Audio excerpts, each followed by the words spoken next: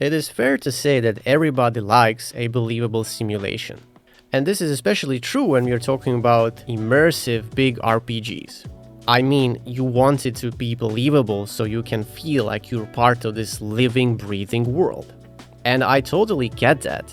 But sometimes there are situations where this attention to detail is going to be too far, at least in my opinion. And when I was reading this article, that's precisely what was going through my head. You see, in this article they interviewed a Witcher 3 designer, and he was talking about how it wasn't easy to convince people its NPC simulation wasn't just fakery, and that people nowadays are interested in those kinds of details. Obviously, the first thing that came to my mind was all about Red Dead Redemption 2 and how they designed the horse's balls to shrink when the weather is cold. And I thought to myself, who really cares about this thing?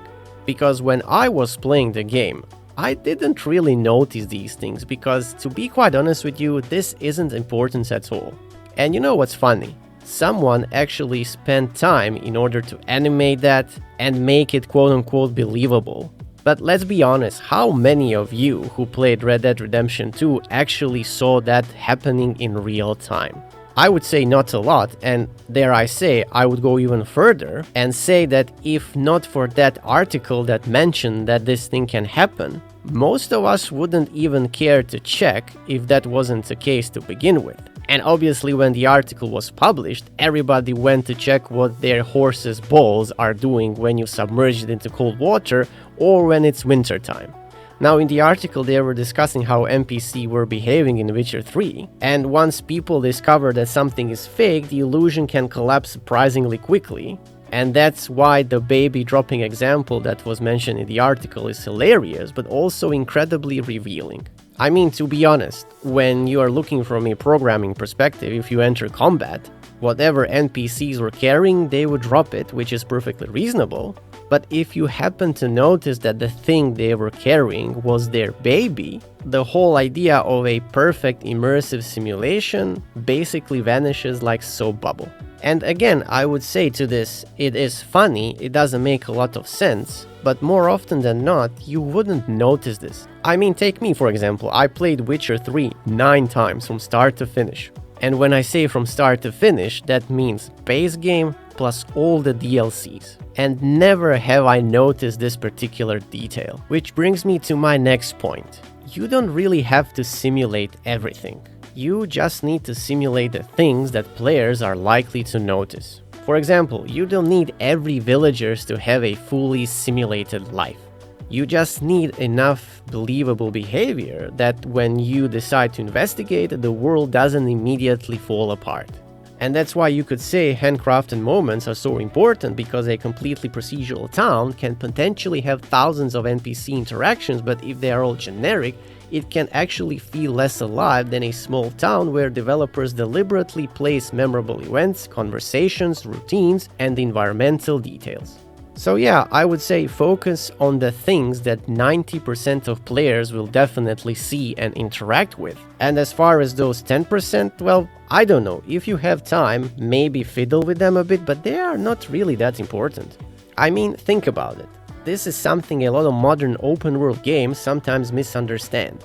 There is a tendency to advertise the scale of the simulation. How many NPCs, how many planets, how many systems, how many procedural generations. And yet, when you are playing the game, what you actually remember is whether those systems produced interesting moments. I don't know, maybe I am that superficial when it comes to playing these games, or maybe I'm just focusing on important things, like for example characters, main story, maybe combat for example. And yes, I can definitely agree when someone says when NPCs are behaving very stupid, like we had a situation in Cyberpunk 2077 when the game launched.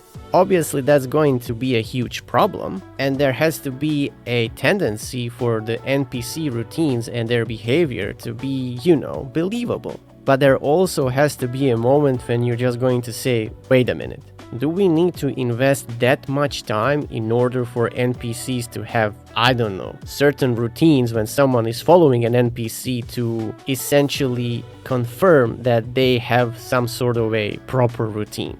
Because I've seen people following them all over town, searching for this ultimate NPC that behaves almost like a real person. And while those videos are kinda interesting from a certain point of view, ultimately they are pointless because I don't think that's the point of the game. So for example, when I was talking about Cyberpunk 2077 NPCs, if you're going to shoot at them or in the air just randomly, I fully expect from them to run away.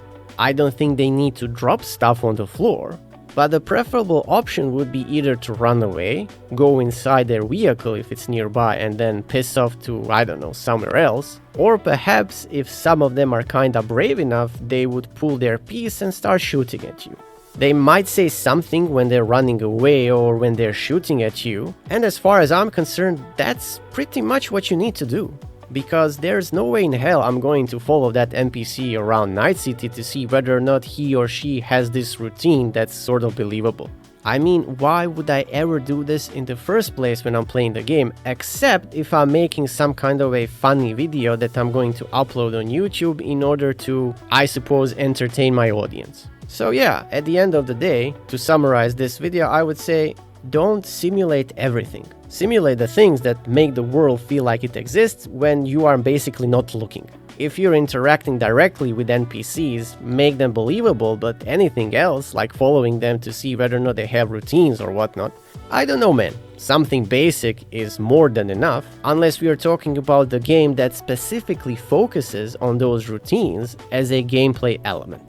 And obviously, I would rather see more time invested in certain gameplay elements like, for example, combat, crafting, inventory management. You know, things that make a game a game. Because at the end of the day, when it comes to an immersive RPG, it's the story and the characters that you remember and not these secondary elements. And that's basically my take on this news. Thanks very much for watching, and as always, like, share, subscribe, comment, all that good stuff. And that's it from me, until the next one.